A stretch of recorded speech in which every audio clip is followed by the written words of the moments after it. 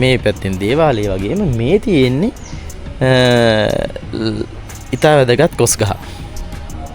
ඉතින් මේකට හේතුව තමයි මේ කොස් ගහේ වැදගත්ම කතාව.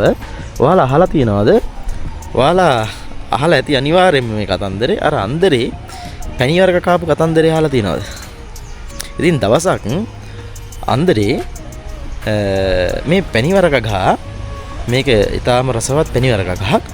ඉතින් මේක පැණිවරක කන්න අයිතිය තියෙන්නේ රජතුමාට. ඉතින් දවසක් රජතුමාට මේක ඉදිච්චෙම පැණිවරක ගහක් වෙන් කළා තිබ්බා. ඒ අවස්ථාවේදී මේ පැණිවරක ගෙඩිය දැකලා තියෙනවා අන්දරේ. අන්දරේ මේ පැණිවරක ගෙඩිය දැකලා අන්දරේ මොකද කරන්නේ? රජතුමාට කලින් මේ පැණිවරක ගෙඩිය කනවා. ඉතින් මේක හිටපු අය කලබල වෙලා මොකද කරේ? රජතුමාට පණිවිඩය යවුවා මෙන්න රජතුමාගේ පැණිවරක ගෙඩිය අන්දරේ කාලා කියලා. ඉතින් රජතුමාට හොඳටම කේන්ති ගියා. හොඳටම කේන්ති ගිහිල්ලා මොකද කළේ? අන්දරේට මරණ දඩුවම ලබා දෙන්න තීරණය කළා. මරණ දඩුවම ලබා දෙන්න තීරණය කළා. ඉතින් මොකද දැන් මේ පැණිවරක ගහේ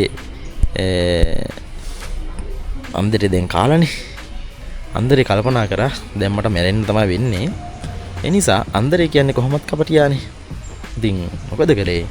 අන්දරේ රජතුමා ගාවට ගිහිල්ලා වැඳ වැටිලා අඩන්න පටන් ගත්තා. අනේ රජතුමනි කිය කඳුළු හෙල හෙල වැඳ වැටි වැටි අඩන්න පටන් ගත්තා. ඉතින් රජතුමා ඇහුවා මොකෝ බා අඩන්නේ? මොකද බම් බඩන්නේ? මොකක්ද ඒකට හේතුව කියලා.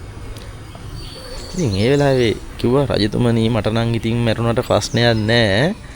පැණිවරක ගෙඩියක් කාලා මිනිස්සෙක් මැරුවා කියලා මරුපේකට අවනම්බුව වෙන්නේ ඔබතුමාට තමයි.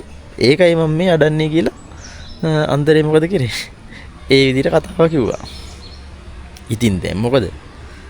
පැණිවරක ගෙඩියකට මිනිස්සෙක් මරලා නිකන් අවනම්බුවක් ගන්න ඕනේ නෑනේ. ඉතින් එතනින්ම කතාව ක්ලෝස්. අන්දරේ නිදහස්. ඉතින් අන්නේ කතාව හැදිච්ච තැන තමයි මෙන්න මේ පැණිවරක ගහ.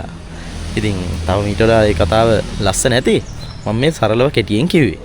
ඉතින් එන්නේ ඓතිහාසිකම මේ වශයෙන් අවුරුදු 150ක් 200ක් විතර මේ පැණිවරක ගහට වයසයි. ඉතින් ඒ තරම් වැදගත් පැණිවරක ගහක් තමයි මේ තියෙන්නේ. ඉතින් බලන්න මේක නමෙම ගහලා තියෙනවා ඓතිහාසිකම වශයෙන් වැදගත් පැණිවරක ගහ කියලා. ඉතින් මේකේ පරණයි කියලා නෑ මේ. ගෙඩි තියෙනවා බිද වැටෙන්න වෙනවා. ඉතින්